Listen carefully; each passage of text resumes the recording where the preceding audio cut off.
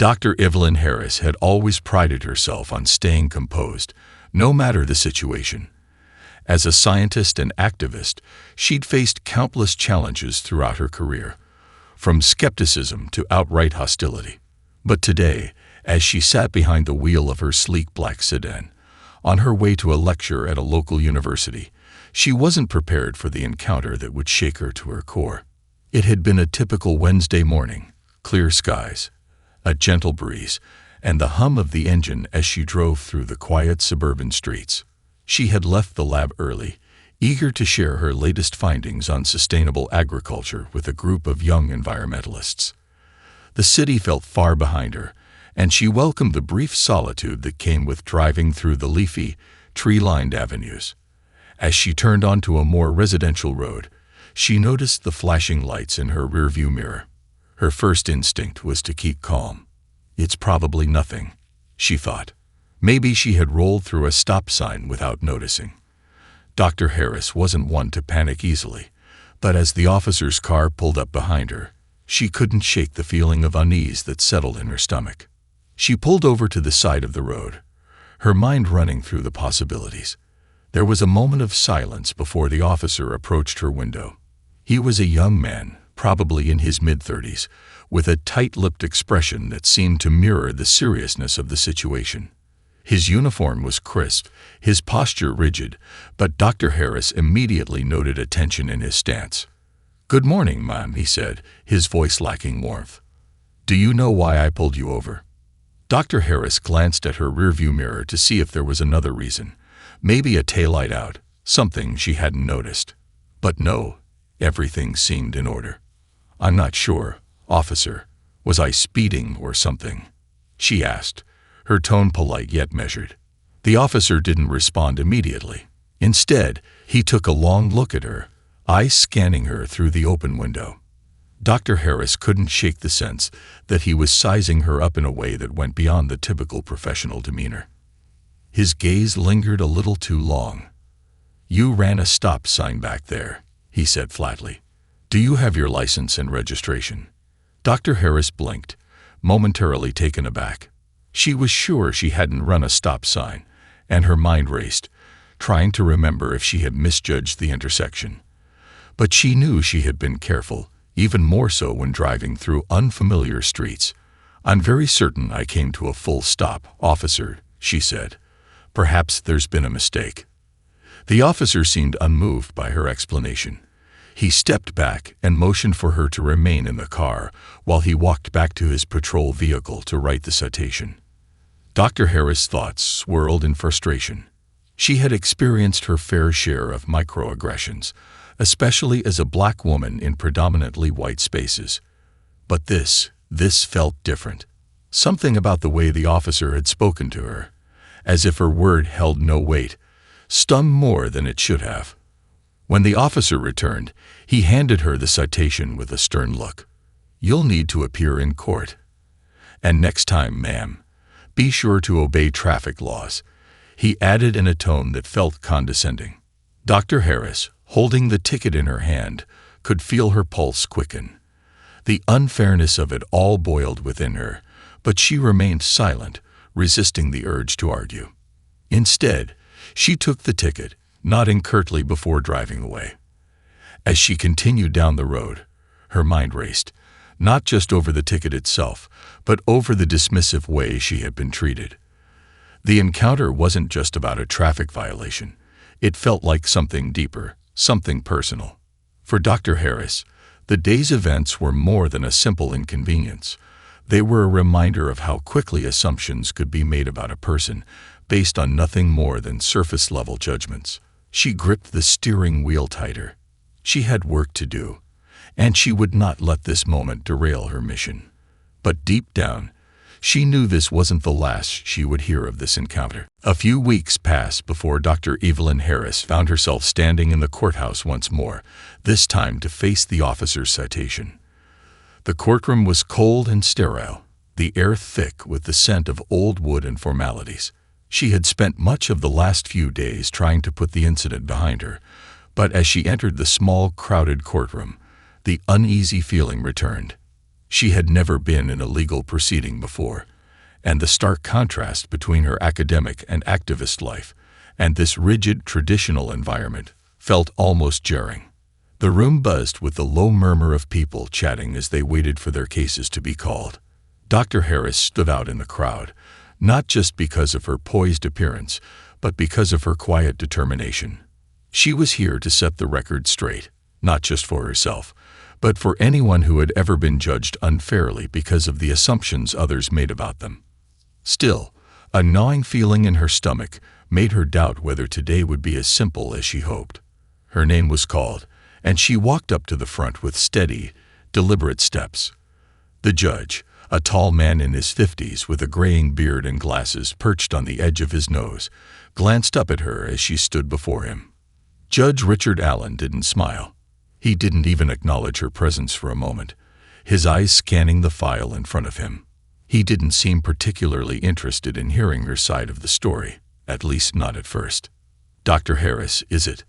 the judge finally asked, his voice a deep, authoritative drawl. "I see you've been cited for a traffic violation. Running a stop sign, I believe." "Yes, Your Honor," Dr. Harris replied, her voice calm and clear. "However, I disagree with the officer's assessment. I came to a complete stop at the intersection." Judge Allen's eyes flicked up to her face, his gaze cool and unyielding. "You're denying the officer's report?" he asked, almost as if the idea were preposterous. "I am," she said, meeting his eyes firmly. "I'm confident that I did not run the stop sign, Your Honor." The judge nodded, flipping through the papers in front of him, as though he had already made up his mind. "Well, Dr. Harris, I'm sure you're a woman of many accomplishments, but this isn't a scientific conference, is it?" he remarked, his tone dripping with condescension.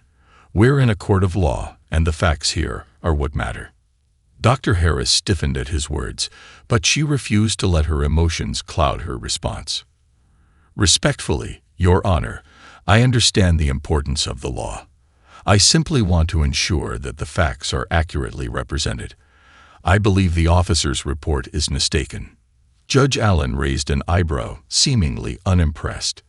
"We'll see about that," he said, turning to the prosecutor and signaling for them to proceed. The prosecutor, a young man with short-cropped hair, began to present the case against Dr. Harris. He summarized the officer's testimony, emphasizing that Dr. Harris had been argumentative during the stop and had refused to comply with his instructions. He painted a picture of a woman who had been difficult and uncooperative. Dr. Harris felt a surge of frustration, but she remained composed. She had known this would happen. It wasn't just the ticket, it was the assumptions that came with it. The prosecutor's argument ended, and the judge turned his gaze back to Dr. Harris, his face unreadable. "You're not exactly a stranger to strong opinions, are you, Dr. Harris?" he said, his voice sharp. "I've heard about your work in environmental justice. It's admirable, certainly, but in this court, the law is what matters, not your accomplishments." Dr. Harris' heart skipped a beat at the judge's words. She had hoped for a fair hearing, a chance to present her case, but it was clear that Judge Allen's mind was already made up. His focus wasn't on the facts at all. It was on her as a person, on what he assumed about her before she even spoke. As the judge began to issue his verdict, Dr. Harris felt the weight of the moment. "I'm imposing a fine of $200 for the violation, and I expect you to show more respect for authority in the future, Dr. Harris," he declared, his voice final and stern. Dr. Harris stood there for a moment, the sting of the judgment sinking in. She had come in seeking fairness, but what she had found instead was a reflection of the biases that so often shaped people's perceptions of her. Her hands clenched into fists at her sides, but she said nothing. She simply nodded and left the courtroom, the echo of the judge's words lingering in her ears. Outside, the world felt different, brighter yet heavier at the same time. Dr. Harris wasn't sure what had hurt more, the fine or the feeling that she had been judged before she even had the chance to speak. Dr. Evelyn Harris had expected the traffic incident to be a minor setback, an inconvenience, perhaps, but nothing more. After all, she had faced far greater challenges in her career. She was a renowned scientist, an advocate for environmental justice, and a recipient of the Nobel Peace Prize for her work in sustainable development and social equity. Yet, as the days passed, it became clear that the courtroom encounter wasn't going to be forgotten as easily as she had hoped. The story of the traffic citation quickly gained attention, but not in the way Dr. Harris had expected. News outlets and social media platforms picked up the story, but instead of focusing solely on the details of the violation, the narrative began to shift. Headlines like "Nobel Prize winner fined for minor traffic violation" and "Prominent activist disrespects courtroom authority" began to circulate. The more the story spread, the more people seemed fascinated by the conflict, though not necessarily with the same view of it.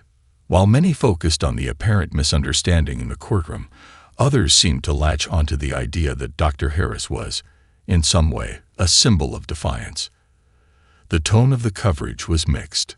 Some of her supporters rallied behind her, praising her for standing up for herself, while others questioned whether the fine had been justified.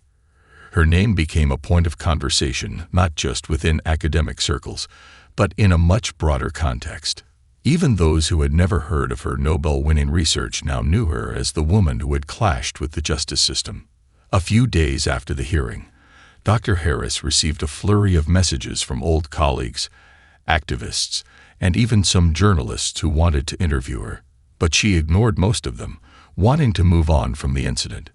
She was more concerned about the unsettling feeling it had left her with, the feeling of being judged not for her actions, but for who she was. The situation felt like a reflection of the way society often underestimated people like her, dismissing their contributions based on assumptions about their appearance or demeanor. Meanwhile, Judge Richard Allen, oblivious to the ripple his ruling had caused, went about his daily routine.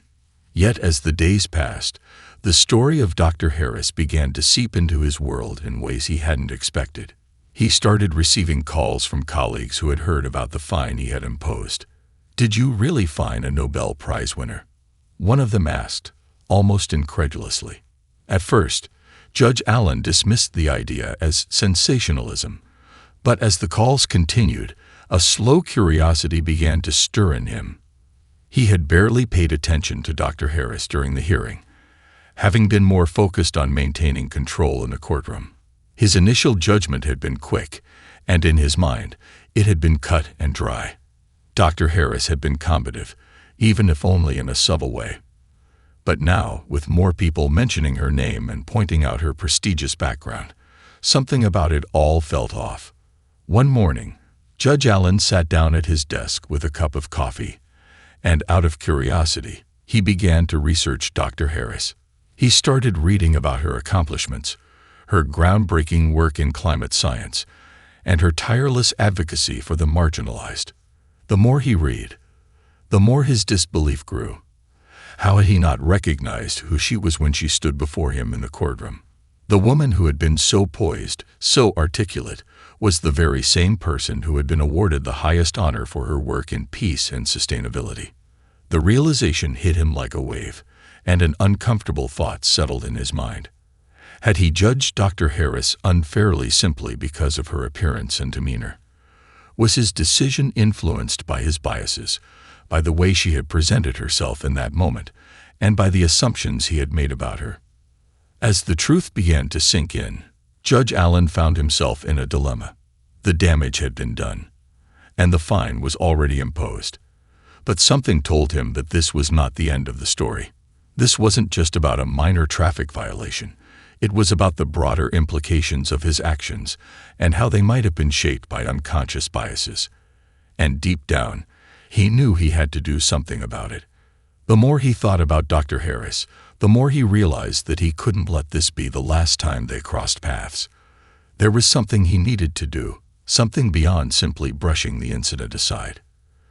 The journey ahead would force him to confront his own assumptions and perhaps open his eyes to a world he had never fully understood. As the days passed, the tension from Dr. Harris's court appearance gradually started to simmer down.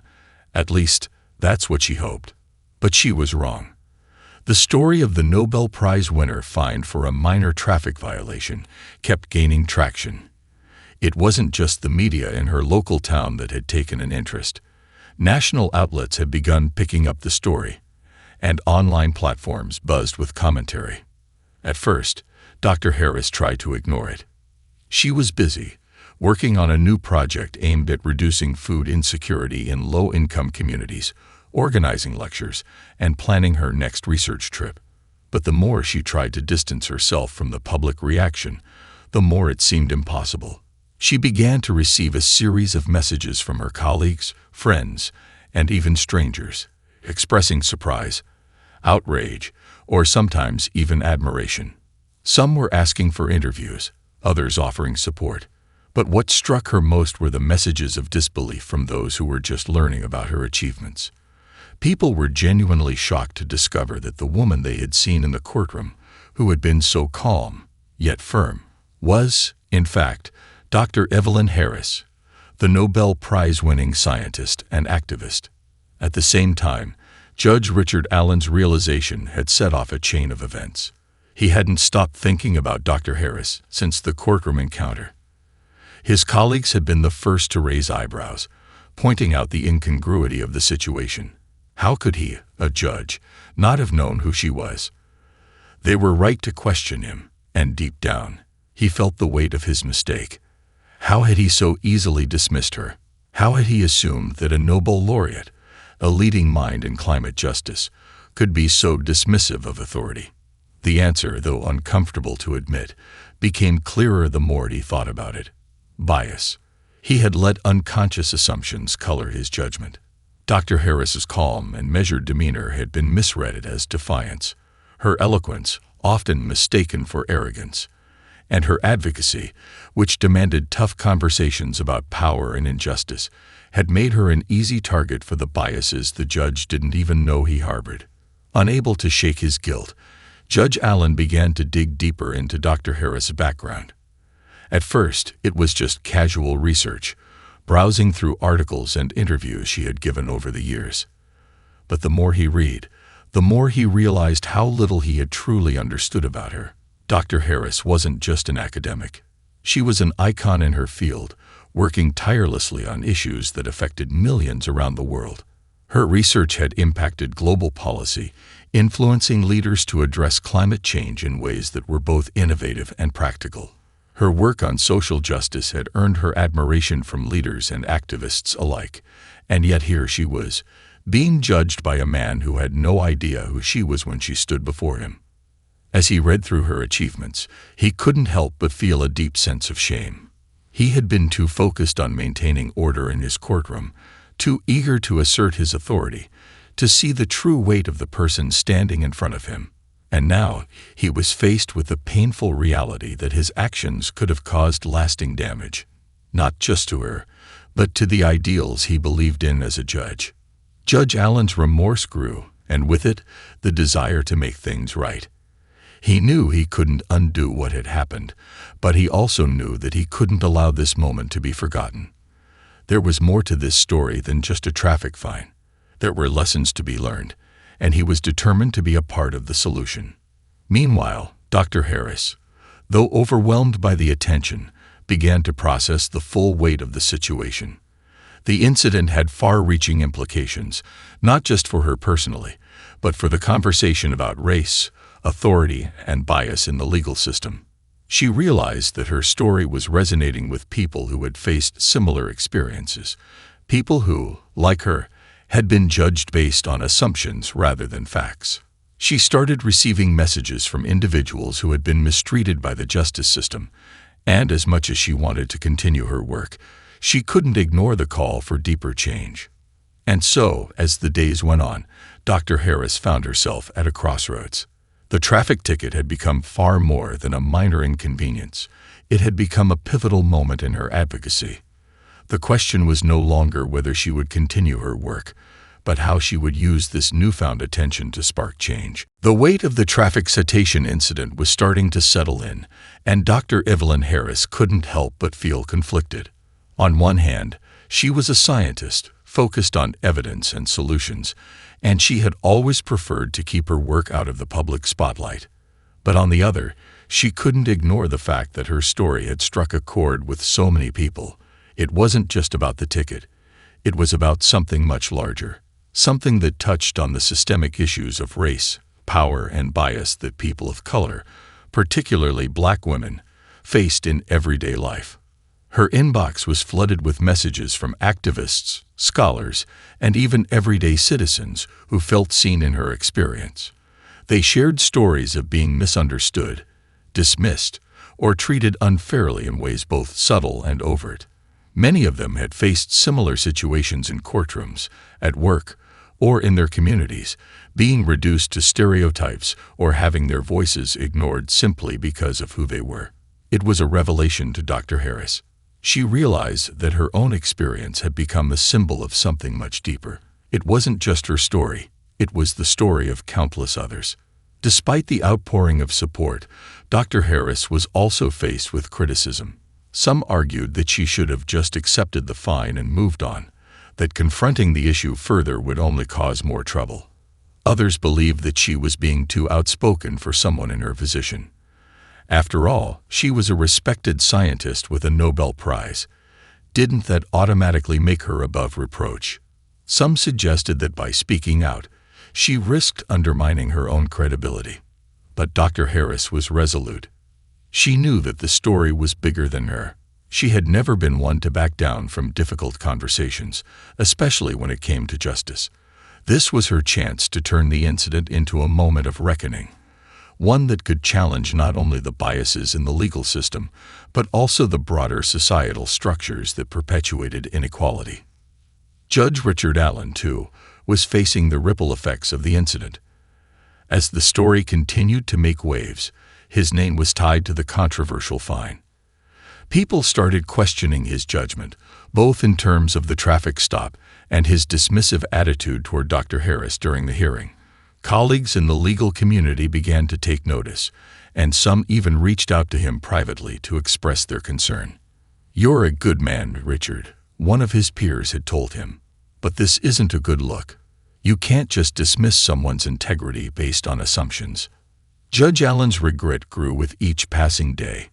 His decision to impose the fine on Dr. Harris had been hasty, a reflection of his own unconscious biases rather than a fair evaluation of the facts. He knew that he had to make amends, not just for the fine, but for his behavior in the courtroom. It wasn't just a matter of righting a wrong for one individual. It was about confronting the systemic issues that had influenced his actions. He had to take responsibility. One evening, after much reflection, Judge Allen reached out to Dr. Harris. He sent an email acknowledging his mistake and expressing his sincere regret for how he had treated her in court. "I've come to realize that my actions were driven by assumptions that had no place in the courtroom," he wrote. "I failed to see you for who you truly are, and I am deeply sorry for the harm I caused." Dr. Harris read the email carefully. She could feel the sincerity in his words, but she also knew that words alone weren't enough to undo the damage that had been done, not just to her, but to the countless others who faced similar biases. Still, she was moved by the judge's acknowledgement of his mistake. She knew that forgiveness was a process, and this was the beginning of a larger conversation. The media, meanwhile, was still running with the story. But this time, the narrative was starting to shift. People were beginning to see Dr. Harris not just as a woman who had been wronged, but as a powerful voice calling for systemic change. She had become a symbol of resilience, and her story was no longer just about a fine. It was about standing up to injustice in all its forms. Dr. Harris knew that the road ahead wouldn't be easy. She would continue to speak out, using her platform to challenge the biases that had shaped her own experience and the experiences of so many others. And Judge Allen, for his part, began to seek out resources on unconscious bias, determined to confront his own prejudices and make sure he was never in a position to make such a mistake again. This was no longer just about one woman's encounter with the law. It was about a reckoning, the beginning of a conversation that needed to be had. The days following Judge Allen's apology were filled with mixed emotions for Dr. Evelyn Harris. On one hand, she appreciated the judge's acknowledgement of his mistake. It was rare for someone in a position of power to admit fault, and it marked a step toward accountability. On the other hand, she couldn't ignore the broader implications of what had happened. She had been the one in the spotlight this time, but countless others had faced similar injustices without a platform to speak out. She knew that her story could be a catalyst for something much bigger, a movement, perhaps, to challenge the biases deeply ingrained in legal and social systems. The media continued to cover the incident, and Dr. Harris found herself at the center of public conversations about race, authority, and justice. She was invited to appear on news shows, participate in panel discussions, and speak at conferences. While she was still focused on her work in environmental justice and sustainable development, she couldn't help but feel that this moment in her life was shaping her legacy in ways she had never anticipated. One afternoon, she sat in her office at the university, reflecting on the months that had passed since the fateful courtroom encounter. Her phone buzzed with another email, this time from a journalist who had covered the story extensively. The email contained a proposal for an op-ed that would address the systemic biases Dr. Harris had faced. The piece would detail her experiences in the courtroom, but it would also highlight the larger conversation about how racial bias affected people in everyday situations. It was an opportunity to take her message to a wider audience, to use her platform to raise awareness and push for real change.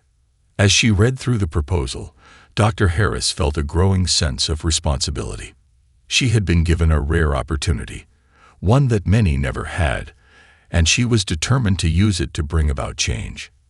After some thought, she agreed to the op-ed, knowing that it could be a powerful way to bridge the gap between her academic work and the issues she cared about most.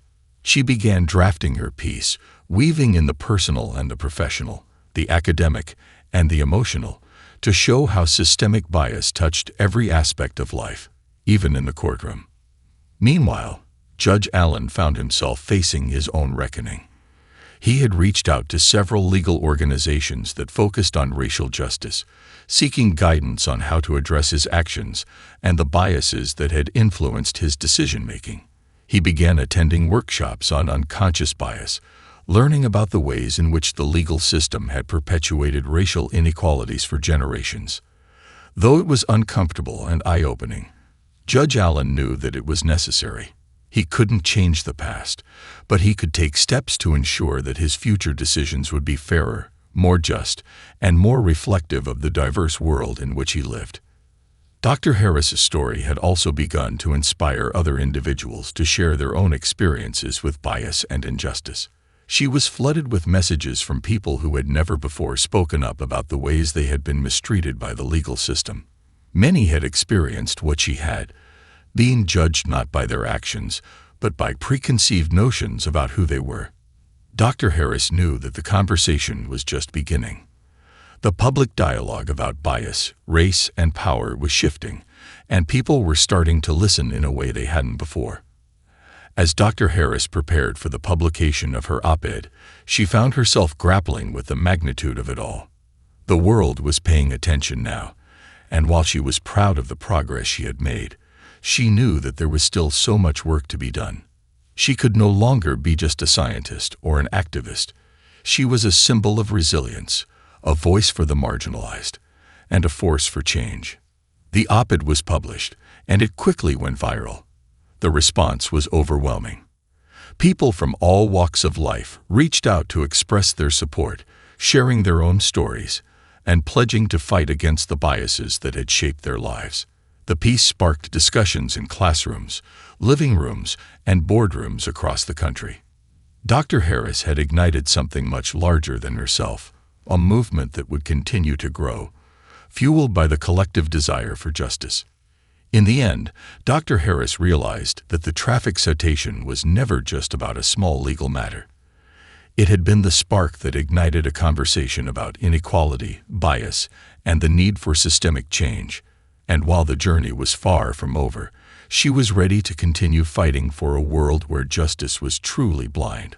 where people would be judged not by the color of their skin or their social status, but by their character and actions. As Dr. Evelyn Harris' op-ed continued to spread, the impact was undeniable. The conversations ignited by her words were beginning to take shape, and her story was being woven into a larger movement, one that transcended the initial traffic fine. What had started as a single incident in a courtroom had now become a nationwide conversation about bias, justice, and the deep-seated inequalities in society. Soon, Dr. Harris was being asked to speak at events beyond her field.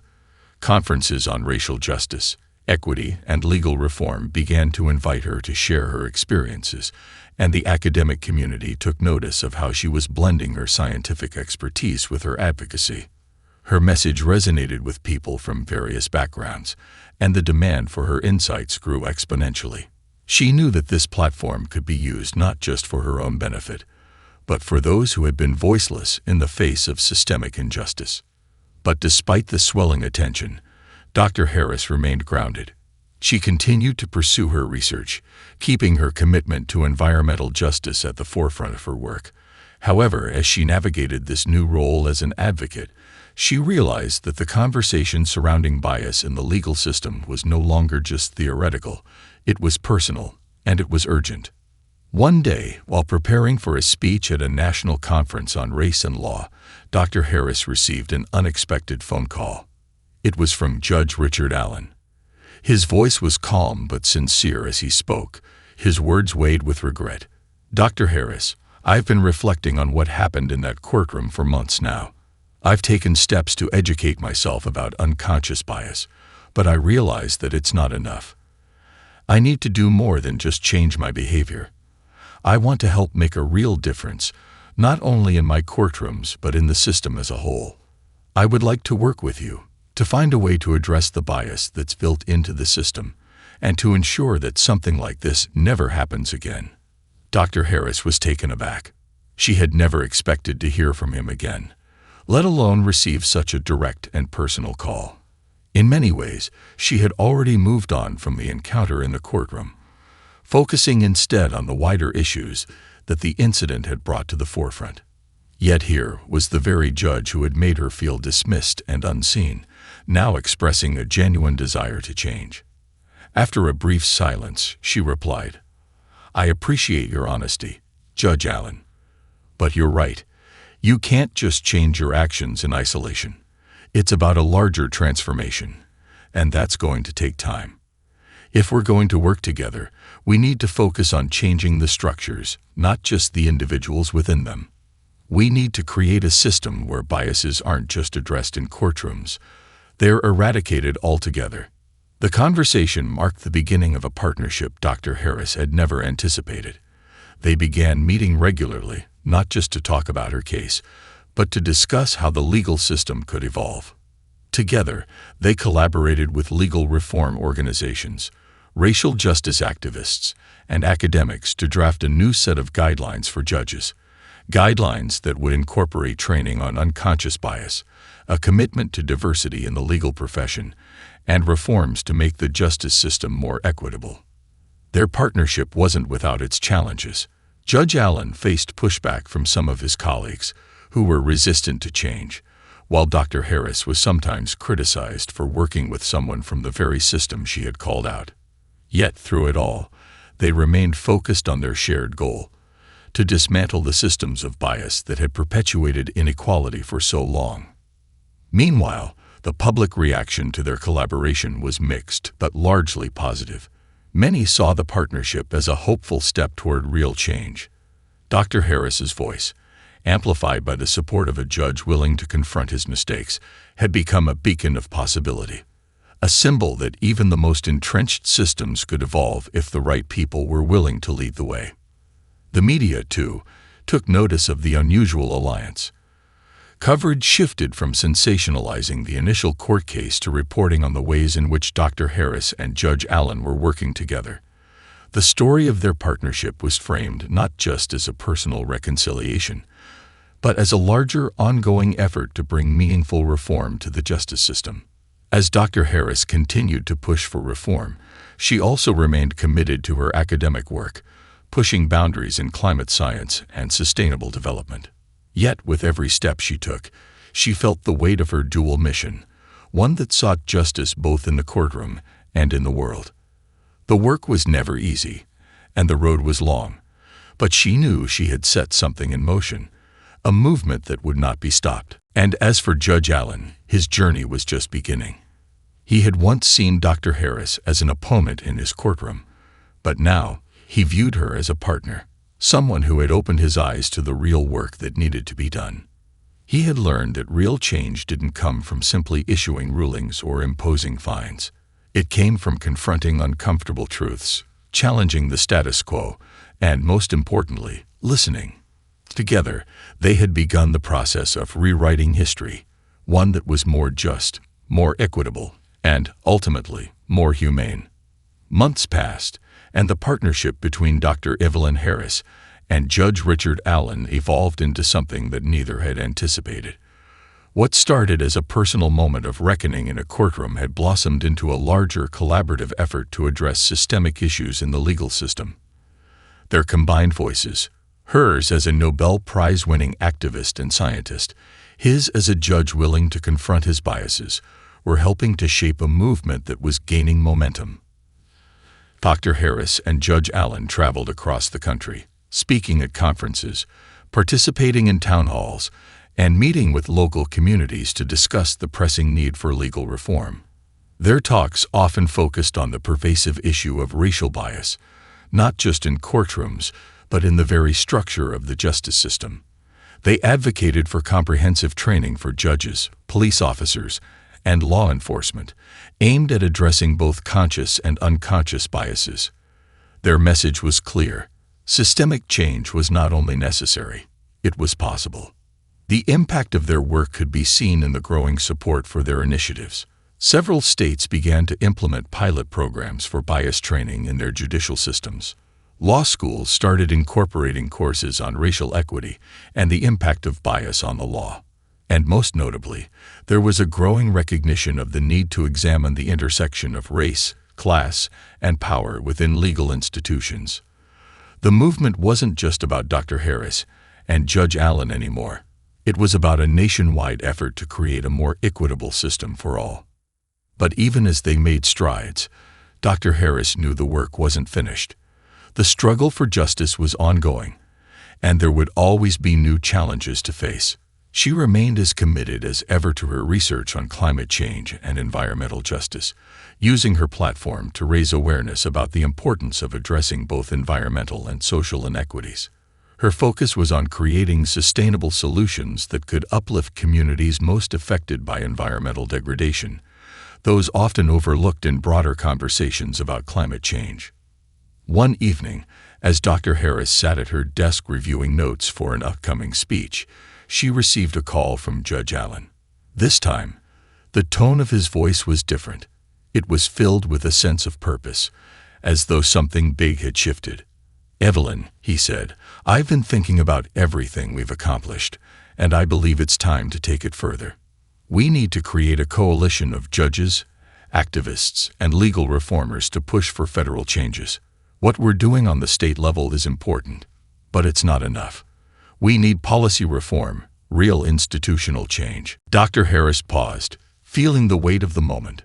She had always known that local efforts were important, but national change would require a coordinated, multifaceted approach.